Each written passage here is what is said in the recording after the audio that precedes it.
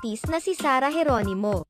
Nagbigay ng saloobin ang kolumnistang si Manay Christy Fermon sa napapabalitang nagbubuntis na ang popstar royalty na si Sarah Geronimo na naging dahilan ng pagkaka-rest ng concert ni Sarah sa Pampanga.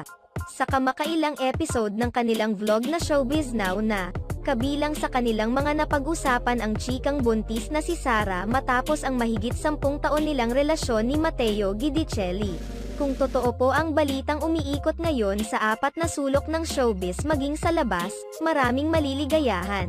Naglilihi na raw si Sarah Geronimo. Ang pinagmulan umano ng balitang ito ay ang pagkaka-postpone sa concert ni Sarah kasama si Bambo dahil sa medical condition ng singer.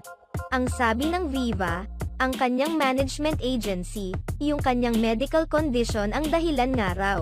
Ano kaya yun? Mukha namang walang sakit si Sarah. Masigla naman.